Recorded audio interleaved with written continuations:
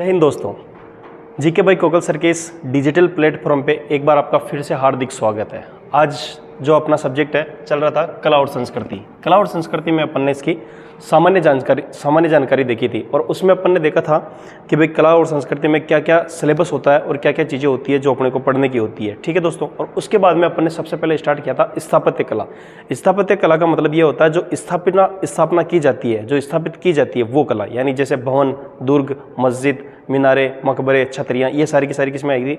स्थापत्य कला में। जिसमें अपन ने सबसे पहले देखा दुर्ग, और दुर्गों में अपन ने स्टार्ट किया था दुर्गों का सामान्य परिचय। तो आज अपन देखेंगे राजस्थान का एक बड़ा दुर्ग है, उसके बाद में दूसरा उसका एक और उससे मिलता जुलता दुर्ग है वो देखेंगे, और उस दुर्ग का नाम है दोस्तों सोनारगढ़ दुर्ग। उस दुर्ग का नाम है सोनारगढ़।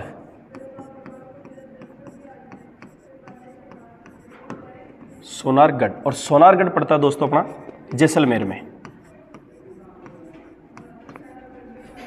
सोनारगढ़ दुर्ग पड़ता है दोस्तों अपना जैसलमेर में। अब बात यह है कि इसके अंदर अपने को पढ़ना क्या क्या है, दुर्गों में अपने को पढ़ना क्या क्या है, ये चीज अपन सबसे पहले देखेंगे। तो देखो इधर सबसे पहले अपन दुर्गों में पढ़ते हैं निर्माण। क्या पढ़ते हैं दोस्तों? निर्माण।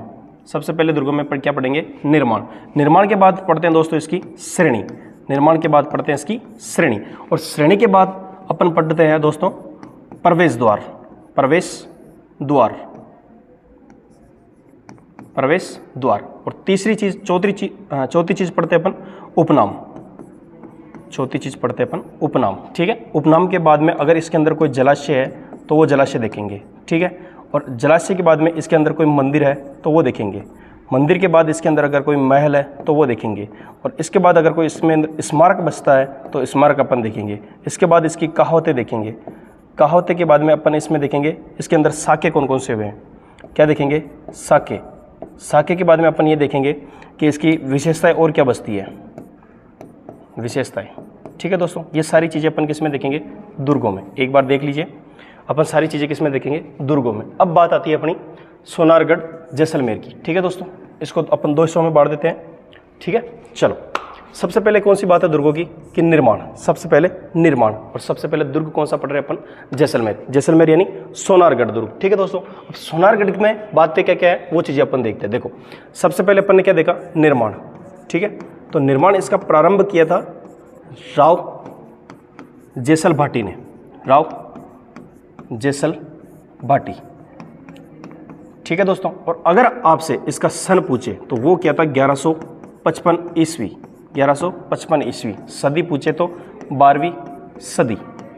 12वीं सदी। ठीक है दोस्तों। चलो, आपको सन का भी पता चल गया और आपको सदी का भी पता चल गया। अब देखते हैं अपन आगे दूसरी बात क्या है। देखो निर्माण प्रारंभ किसने किया था? राव जेसल भाटी ने। ठीक है। कब किया था? 1155 में। सदी कौन सी थी अपनी? इसकी 12वीं सदी। ठीक है। अब हुआ ऐसे कि जेसल भाटी इसका निर्माण करवाते करवाते किसी कारणवश निर्माण रोक देता है। ठीक है। जिसका निर्माण इसका पूरा करवाता इसी का पुत्र, जिसका नाम था शालिवाहन द्वितीय। क्या नाम था दोस्तों? शालिवाहन द्वितीय। चलो, निर्माण पूर्ण।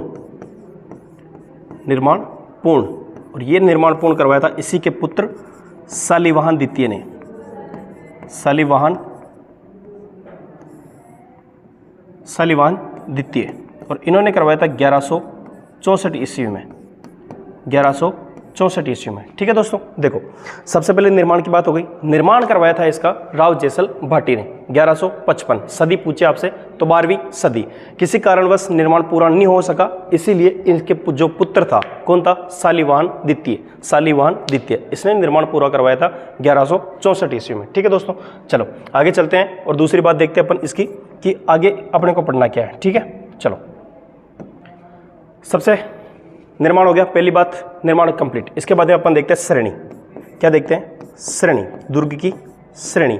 और श्रेणी का मतलब यह है कि ये दुर्ग है कौन सी श्रेणी का। अब देखो दोस्तों, ज्योग्राफी की दृष्टि से अपन देखें तो राजस्थान का सबसे बड़ा क्षेत्रफल की दृष्टि से सबसे बड़ा अपना जिला कौन सा है? जैसलमेर। कौन सा जिला है? जैसलमेर। और जैसलमेर पड़ता अपने पश्चिमी राजस्थान में, और पश्चिमी राजस्थान में है दोस्तों अपना रेगिस्तान। क्या है? रेगिस्तान। और मैंने एक चीज बताई थी आपको जब श्रेणियां पढ़ी थी कि जैसलमेर यानी रेगिस्तान। रेगिस्तान यानी कौन सा दुर्ग? जो रेगिस्तान में दुर्ग बना होता है उसको अपन कहते हैं धानवन दुर्ग। क्या कहते हैं दोस्तों? धानवन दुर्ग। चलो देखते हैं इसकी श्रेणी कौन सी है।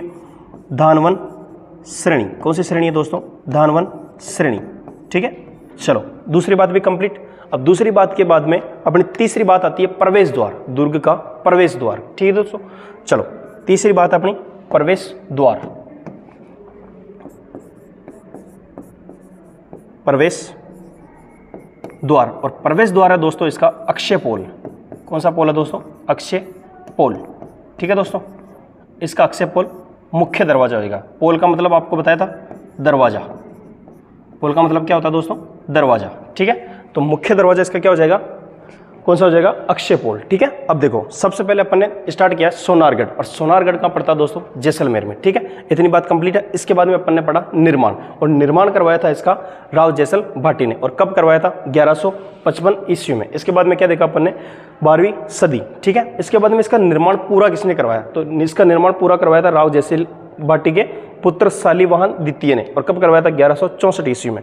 बाद में इसकी बात आती है आगे कि इसकी श्रेणी कौन सी है? श्रेणी है इसकी धानवन श्रेणी। कौन सी श्रेणी है? धानवन श्रेणी। इसके बाद में इसका बात आती है प्रवेश द्वार, यानी कोई दुर्ग बना हुआ है तो उसका द्वार भी होगा, सामने इंट्रेस्ट गेट भी होगा अंदर आने का। ठीक है, उसका अक्षय पोल है, उसका नाम है अक्षय पोल। क्या नाम है? अक्षय पोल। इसके बाद में तीसरी बात आती है अपने उधर उपनाम की। कौन सी? उपनाम। उपनाम। ठीक है दोस्तों, चलो उपनाम है इसके, सबसे पहला नाम है इसका गोहरा पहाड़ी होने के कारण गोहरागढ़। कौन सा गढ़ है? गोहरागढ़। ठीक है दोस्तों, और इसी पहाड़ी का एक नाम है त्रिकुट, यानी त्रिकुट पहाड़ी, इसलिए त्रिकुटगढ़। दूसरा नाम क्या है? त्रिकुटगढ़। ठीक है, और चौथा इसका नाम आता है दोस्तों, ये चीज अपने को देखनी है कि कौन सा नाम आता है। ठीक है, तीसरा इसका नाम आता है दोस्तों कि जब रेगिस्तान में है ये दुर्ग, चलो वहां पे आपको पता है धूप तेज पड़ती है, तो जो ये दुर्ग बना हुआ ना, ये अपने पीले पत्थरों से बना हुआ। किस पत्थरों से? पीले पत्थरों से। तो जब सूर्य की रोशनी पड़ती है ना इस पे, तो ये बिल्कुल सोने के जैसे चमकता है, और सोने को अपन हिंदी में क्या कहते हैं? स्वर्ण। तो इसीलिए इसको क्या कहते हैं अपन? स्वर्णगिरी। क्या कहते हैं? स्वर्णगिरी।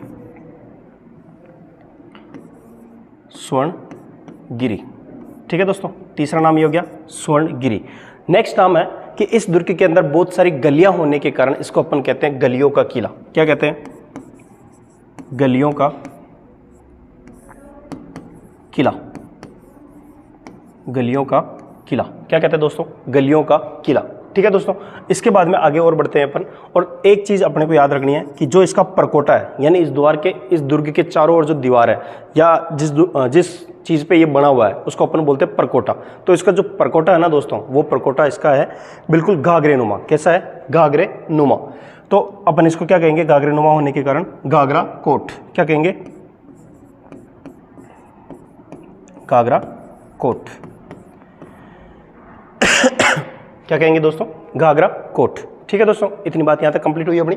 देखो पहला नाम है गोहरागढ़, दूसरा नाम है त्रिकुटगढ़, चौथा नाम है स्वर्णगिरी। ठीक है, नेक्स्ट नाम है इसका गलियों का किला, नेक्स्ट नाम है घाघरा कोट। और एक बात दोस्तों अपने को ये याद रखनी है कि जो इसका उल्लेख मिलता है ना, जो अपने को ग्रंथों के अंदर, जो ग्रंथ होते हैं उसके अंदर जो उल्लेख मिलता है, उसके अंदर, उन ग्रंथों के अंदर इस सोनारगढ़ का नाम मिलता है अपने को जैसाणगढ़।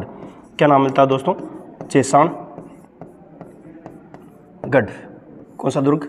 जैसाणगढ़। और ये किस में मिलता है? काव्य संग्रह में। इसका नाम किस में मिलता है? काव्य संग्रह में। तो ये सारे के सारे क्या हो गए इसके उपनाम। एक बार आप देखिए, स्क्रीनशॉट लीजिए, फिर चलते हैं आगे।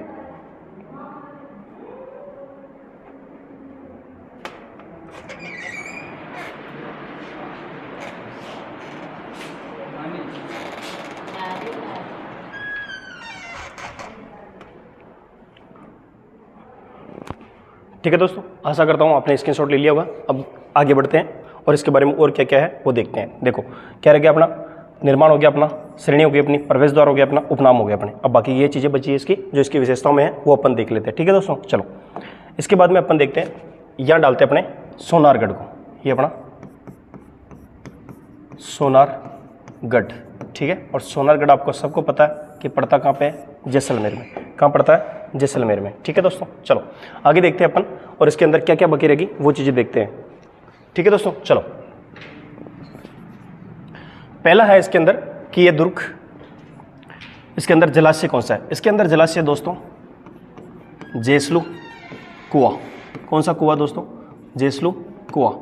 ठीक है, और इस जेसलू कुआं का निर्माण कहा जाता है कि भगवान श्री कृष्ण ने अपने सुदर्शन चक्र से किया था। एक बार की बात है, भगवान श्री कृष्ण और अर्जुन इधर से गुजर रहे थे। तो भगवान श्री कृष्ण ने कहा कि अर्जुन, एक समय ऐसा आएगा जब हमारे वंश यहाँ पे राज करेंगे। और आपको पता है हमारी जो संस्कृति है, भारतीय जो संस्कृति है, जो जिस नाम से अपन जाने जाते हैं कि भारत जगत गुरु है, विश्व गुरु है, इसी कारण अपन खुद की सोचने से पहले अपनों की सोचते हैं। ठीक है, तो भगवान श्री कृष्ण ने सोचा कि अगर अपने वंश यहाँ पे राज करेंगे तो आने वाले समय में यहाँ पे रेगिस्तान हो जाएगा, क्योंकि भगवान है, सब पता उनको। तो ठीक है, तो उन्होंने कहा था भगवान श्री कृष्ण ने अर्जुन से कि हमारे जो वंश यहाँ पे राज करेंगे तो उनको पानी की समस्या होगी। ठीक है, तो भगवान श्री कृष्ण ने अपना सुदर्शन चक्र चलाया और इस कुएं का निर्माण कर दिया। ठीक है, कहावतों के अनुसार ये चीज प्रचलित है कि जसलोक कुआं का निर्माण किसने किया? भगवान श्री कृष्ण ने अपने सुदर्शन चक्र से। ठीक है दोस्तों, इसके बाद में अपन आगे चलते हैं और देखते हैं कि इसके अंदर महल कौन कौन से हैं। ठीक है दोस्तों, तो इसके अंदर जो महल है ना, वो चीज देखते हैं कि इसके अंदर महल कौन कौन से हैं। देखो, महल है, इसके अंदर महल है। पहला है जवाहर विलास, जवाहर विलास। ठीक है दोस्तों, और एक है इसके अंदर सर्वोत्तम विलास, सर्वोत्तम विलास। ठीक है दोस्तों, और एक है दोस्तों इसके अंदर बादल महल, बादल महल। कौन सा है? बादल महल। और ये बादल महल है अपना 5 मंजिला। कितने मंजिला? 5 मंजिला। ठीक है दोस्तों, और एक चीज इसकी विशेषता रखनी है। देखो, अपने राजस्थान में अधिकतर दूर कहाँ बने हुए हैं? पहाड़ों और पर्वतों में। ठीक है दोस्तों, तो अपने को जो बादल महल है ना, अपने अधिकतर सारी जगह पे बादल महल है। ठीक है दोस्तों, अब उन बादल महलों को अपने को करना क्या है कि याद कैसे करना है। अपने मुख्य यहाँ पे राजस्थान में 4 बादल महल है। कितने बादल महल है? 4, जिसमें से अपने को एग्जामिनर क्वेश्चन पूछता है कि 4 बादल महल है कौन कौन से। ठीक है, तो इसके अंदर सबसे ऊंचा बादल महल पूछे ना अपने को, राज्य का सबसे ऊंचा बादल महल, यह है ऊंचा बादल महल, बादल महल। ठीक है दोस्तों, सबसे ऊंचा बादल महल कौन सा है? अपने जैसलमेर वाला। और कितना मंजिला है? 5 मंजिला। ठीक है, तो एक आता कि सबसे ऊंचा बादल महल कहाँ पे है? तो जैसलमेर में, राज्य का सबसे ऊंचा बादल महल। और आपसे पूछे कि राज्य का वास्तविक बादल महल कहाँ पे है, तो वो है अपना कुंभलगढ़। और कुंभलगढ़ कहाँ पड़ता है? अपना राजसमंद में। कहाँ पड़ता है? राजसमंद में। तीसरी बात ये आती है कि राजस्थान में आपको सुनहरे या गोल्डन बादल महल कहाँ पे मिलते हैं? तो वो मिलते हैं अपने को बीकानेर में। कहाँ मिलते हैं? बीकानेर में। चौथी बात ये आती है कि आपको राजस्थान में वास्तविक बादल महलों का आवास कहाँ पे होता है? वो होता है अपने नागौर दुर्ग में। ठीक है दोस्तों, यहाँ तक सारी बातें कंप्लीट। अब देखो, बादल महल है ना, अपने राजस्थान के अधिकतर दुर्ग जो ऊंचाइयों पर बने हुए हैं, वहां पे अगर ऊंचाई पर कोई महल बना हुआ है तो अपन क्या देखते हैं? उसको क्या कहते हैं? बादल महल। क्योंकि उसको क्या कहते हैं? देखो, अरे देखो यार, ये महल जो बना हुआ है वो बादलों को छू रहा है, इसीलिए उनको क्या कहा गया? बादल महल। क्या कहा गया? बादल महल। देखो, बादल महल की बात ये से याद रखनी है कि अपने जो पूर्वज थे उन्होंने तो बना दिया कि बादल महल ऐसे होते हैं, बादल महल ऊपर बने होते हैं, लेकिन उनको ये पता नहीं था कि जो अपनी संतानें हैं वो संतानें को गोला काला करने में दिक्कत आएगी। ठीक है दोस्तों, तो उन्होंने ऐसा सोचा था। ठीक है, ऐसा सोचा था, लेकिन अपने को भी ये सोचना है कि अपन भी किसकी संतानें हैं? उन वीर पुरुषों की संतानें हैं। ठीक है, तो अपने को भी गोला काला सही करना है। ठीक है, उन्होंने बना दिए तो अपन याद कर लेंगे। ठीक है, चलो, महल हो गए इसके। अब देखो, इसके अंदर मंदिर कौन कौन से हैं? कौन सी बात आती है? मंदिरों की। तो इसके अंदर क्या देखेंगे अपन? मंदिर। ठीक है, महल हो गए अपने, और ये इधर जलाशय हो गया अपना, और इधर मंदिर। देखो, इसके अंदर मंदिर, एक प्रमुख मंदिर है आदिनाथ जी का मंदिर। कौन सा मंदिर है दोस्तों? आदिनाथ जी का मंदिर। ठीक है दोस्तों, पहला मंदिर है आदिनाथ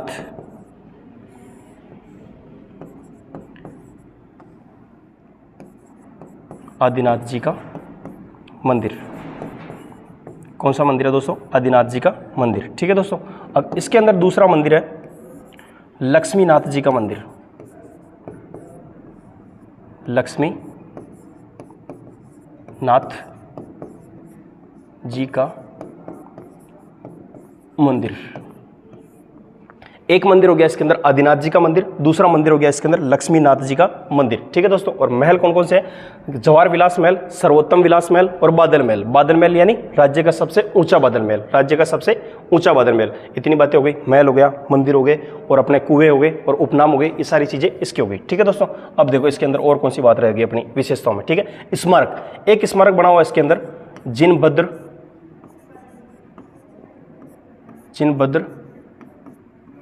सूरी, जिनभद्र सूरी भूमिगत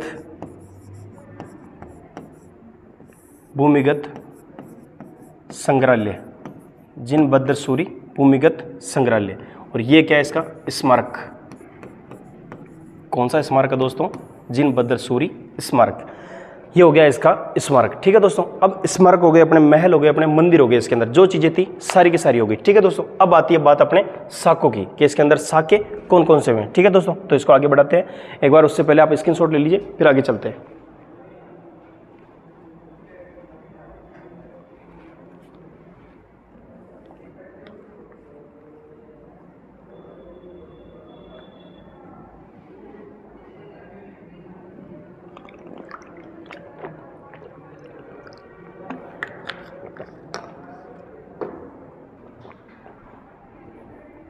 ठीक है दोस्तों, आशा करता हूँ कि आपने स्क्रीनशॉट ले लिया होगा। आगे देखते हैं और आगे चलते हैं। ठीक है दोस्तों, चलो अपनी इतनी सारी इसकी बातें हो गई किसकी, सोनारगढ़ की। और सोनारगढ़ को एक बार वापस अपन गोल घेरे में बंद करते हैं। सोनारगढ़, इसको वापस अपन एक बार गोल घेरे में बंद करते हैं, क्योंकि दोस्तों एक बात याद रखना, अपने एग्जाम में भी सिर्फ किसका है, गोल घेरे का कमाल है। अगर गोल घेरा जो आपका है वो अगर काला सही हो गया तो आप सक्सेस के बहुत करीब हो। ठीक है दोस्तों, चलो तो आगे चलते हैं और सोनारगढ़ की अन्य विशेषताएं देखते हैं। तो इसके अंदर मैंने एक चीज बताई आपको, साके। तो ये है अपने ढाई साकों के लिए प्रसिद्ध दुर्ग, ढाई साके। ठीक है, ढाई साकों के लिए प्रसिद्ध दुर्ग। इसमें कितने दुर्ग हुए, ढाई साके। अब एक चीज इधर देखते हैं अपन कि साके क्या होते हैं। बहुत सारे मेरे मित्र सोच रहे होंगे कि साके क्या होते हैं सर, तो देखते हैं अपन साके। ठीक है, साके होते हैं, देखो दोस्तों, एक होता है केसरिया, एक होता है केसरिया। ठीक है दोस्तों, और दूसरी चीज होती है जोहर। क्या होती है दोस्तों, जोहर। ठीक है, अब जोहर के ये दोनों मिलकर बनाते हैं अपना साका। क्या बनाते हैं, साका। ठीक है दोस्तों, अब देखो अपना जो केसरिया है, इस केसरिया को तो करते हैं पुरुष, केसरिया करते हैं पुरुष। ठीक है दोस्तों, और ये जो जोहर है, ये जोहर करती है महिलाएं। महिलाएं मतलब रानियां। ठीक है, अब देखो ये होता कैसे है।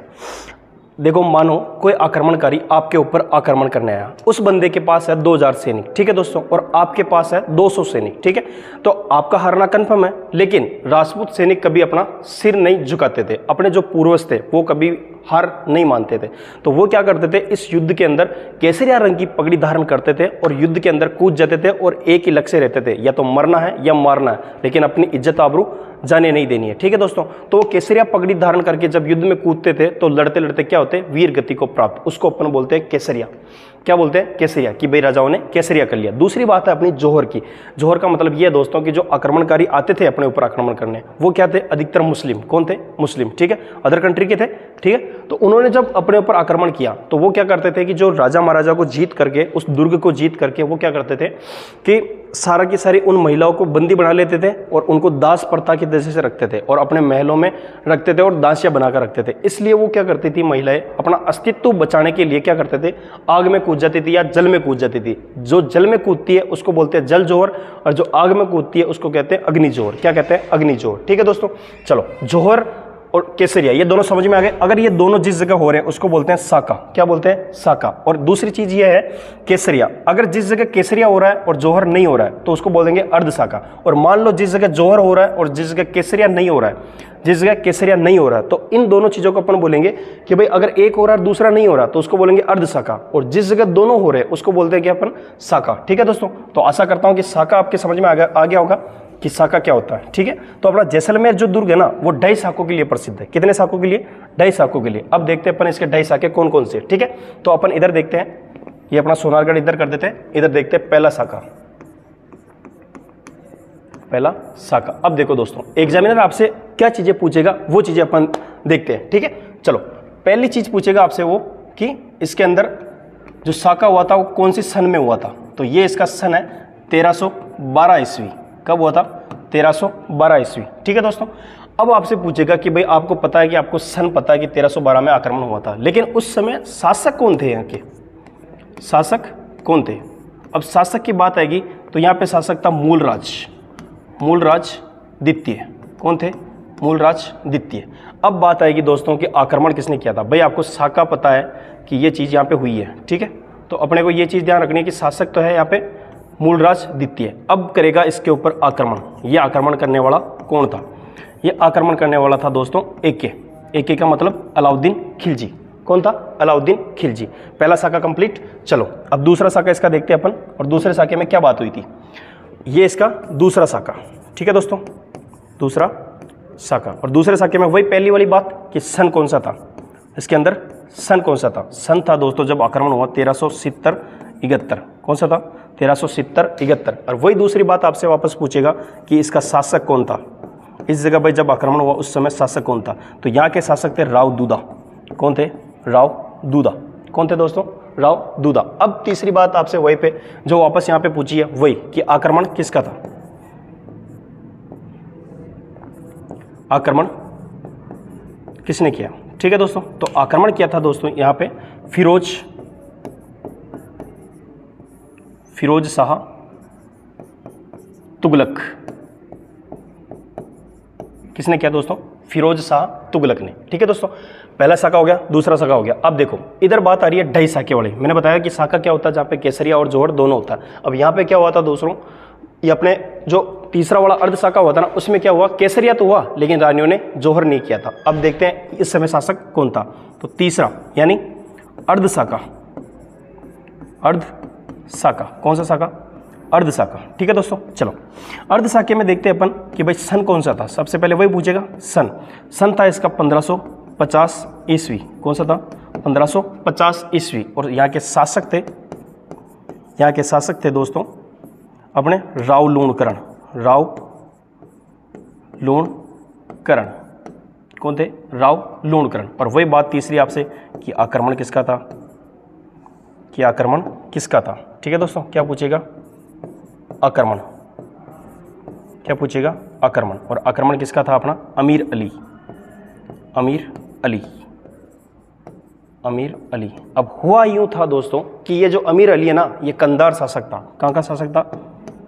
कंधार शासक। कौन सा शासक था दोस्तों?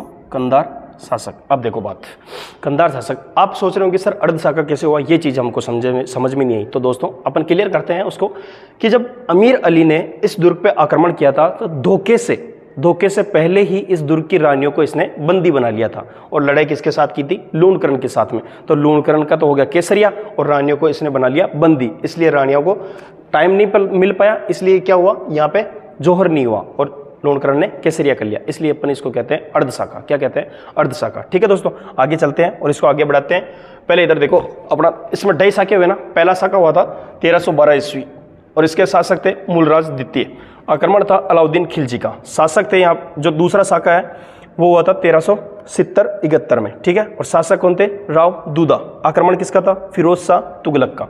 और तीसरा है जो अर्ध साका है। अर्ध साका का मतलब है कि भाई जहाँ पे केसरिया हुआ हो और जोहर नहीं हुआ हो। ठीक है, या उल्टा जोहर हुआ हो केसरिया नहीं हुआ हो। ठीक है, अब देखो इधर सन है अपना 1550 ईस्वी यानी 1550। ठीक है, और इसके बाद में शासक कौन है यहाँ पे? राव लूणकरण। बाद में आक्रमण किसका हुआ यहाँ पे? अमीर अली का। और अमीर अली कहाँ का शासक था?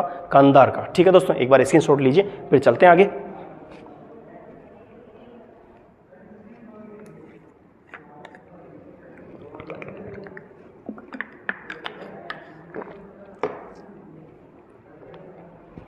ठीक है दोस्तों, आशा करता हूँ कि आपने स्क्रीनशॉट ले लिया होगा। अब देखते हैं और आगे इसकी जो बाकी बातें हैं वो अपन लिखते हैं। ठीक है दोस्तों, चलो ये अपना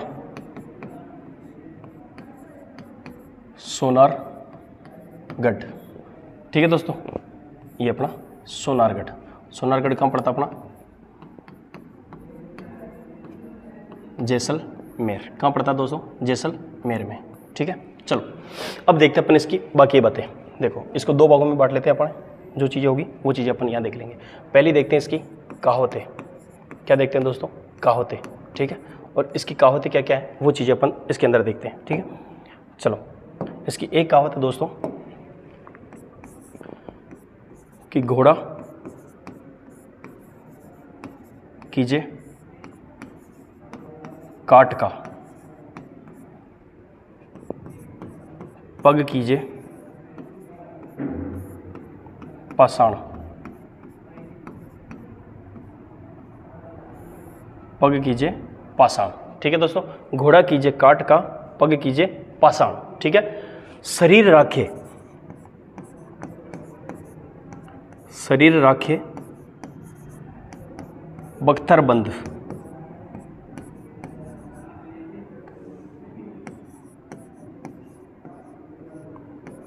बख्तर बंद जे पहुंचे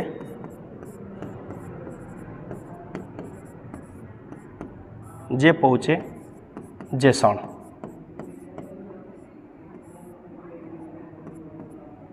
इसमें दोस्तों ये कवि है जो कहना चाहता है कि भाई घोड़ा कीजिए काट का, पग कीजिए पाषाण, शरीर राखे बख्तर बंद, जे पहुँचे जेसाण। ठीक है दोस्तों, यानी घोड़ा करना पड़ेगा आपको लकड़ी का, पग करना पड़ेंगे आपको पाषाण यानी पत्थर के, शरीर को रखना पड़ेगा बख्तर बंद यानी मजबूत, और उसके बाद में जे पहुँचे जेसाण। इसका मतलब कवि ये कहना चाह रहा है कि रेगिस्तान में जो स्थित सोनारगढ़ दुर्ग है, वो सोनारगढ़ दुर्ग बिल्कुल अपना कैसा है, मुश्किलों में, वहाँ पर रास्ता कैसा है, मुश्किलों पर है। तो वहाँ पे जाने के लिए आपको जो घोड़ा है वो तो आपको लकड़ी का करना पड़ेगा, और उसके बाद में जो आपके जो पैर है वो आपको पत्थर के करने पड़ेंगे, और दूसरी बात यह है कि शरीर को आपको मजबूत करना पड़ेगा, तभी आप कौन से किले में पहुंच सकते हो, अपने सोनारगढ़ जैसलमेर में। ठीक है दोस्तों, इसकी दूसरी कहावत देखते हैं, और दूसरी कहावत है इसकी गढ़ दिल्ली, गढ़ दिल्ली गढ़ आगरा, गढ़ दिल्ली गढ़ आगरा। क्या है दोस्तों, गढ़ दिल्ली गढ़ आगरा। ठीक है, इसके बाद में अपना अधगढ़ बीकानेर, अधगढ़ बीकानेर, अधगढ़ बीकानेर, अधगढ़ बीकानेर। ठीक है, बलोचिनायो भाटिया गढ़लो जैसलमेर,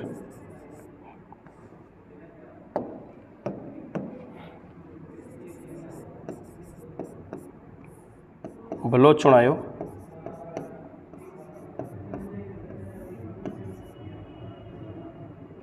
भाटिया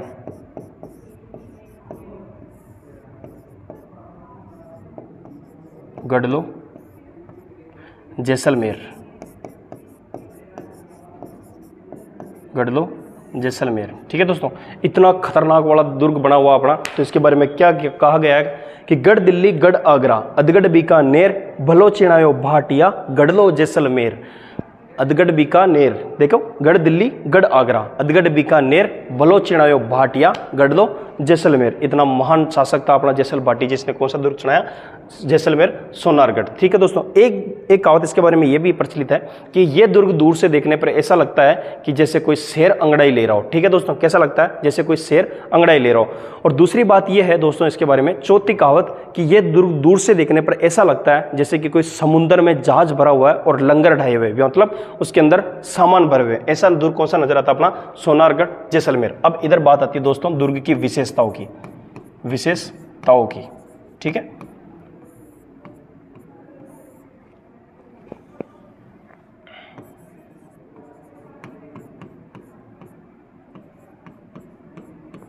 विशेषताएं क्या देखेंगे दोस्तों अपन, विशेषताएं। ठीक है, चलो, और विशेषताओं में अपन क्या क्या देखेंगे वो चीज अपन देखते हैं। ठीक है, देखो सबसे पहले तो दुर्ग ये पीले पत्थरों से निर्मित दुर्ग, पीले पत्थरों से बना हुआ है, पीले पत्थरों से निर्मित, पीले पत्थरों से निर्मित दुर्ग। कौन सा दुर्ग है, पीले पत्थरों से निर्मित दुर्ग। दूसरी विशेषता यह आती है दोस्तों इसकी कि यह दुर्ग, पहला तो है पीले पत्थरों से निर्मित दुर्ग, और दूसरी आती है कि इसकी जो छत है ना, दुर्ग की छत, दुर्ग की छत लकड़ी की बनी है। दुर्ग की छत किसकी बनी है, लकड़ी की बनी है। अब बहुत सारे बच्चे सोच रहे हैं कि सर आपका दिमाग तो खराब नहीं हो गया कि लकड़ी की छत बनी हुई 1000 साल पुरानी होगी बात, और अभी तक ये टूटी फूटी नहीं, क्या इसमें दीमक नहीं लगी, क्या इसमें उदय नहीं लगी, क्या ऐसे सोच रहे होंगे। अब सोचो, देखो दोस्तों ये दुर्ग बना था अपना 1155 ईस्वी में, अभी चल रहा अपना 2023। ठीक है, तो इसको लगभग 1000 साल से भी ज़्यादा हो गए। ठीक है, तो होता ये है दोस्तों इसके अंदर कि जो इसकी छत है ना वो लकड़ी से बनी हुई है, और लकड़ी के ऊपर हर साल क्या किया जाता है, प्रतिवर्ष गौमूत्र का लेप किया जाता है। किसका, गौमूत्र का लेप। अब गौमूत्र के लेप करने से क्या होता है दोस्तों, हर वर्ष कि इसके अंदर कोई भी दीमक नहीं लगती है, दीमक का बिल्कुल दुश्मन होता है गौमूत्र। ठीक है दोस्तों, तो उससे क्या होता है, दीमक नहीं लगती है। तो भले कितने आंधी बबूले आए, कितनी बरसात आए, कितनी आंधी आए, इसके अंदर फिर भी एक बूंद भी पानी नीचे जमीन में नहीं पड़ता है। ठीक है दोस्तों, चलो इसकी तीसरी विशेषता है दोस्तों कि इसके अंदर 2003 में सोनार किला, सोनार किला, सोनार किला नाम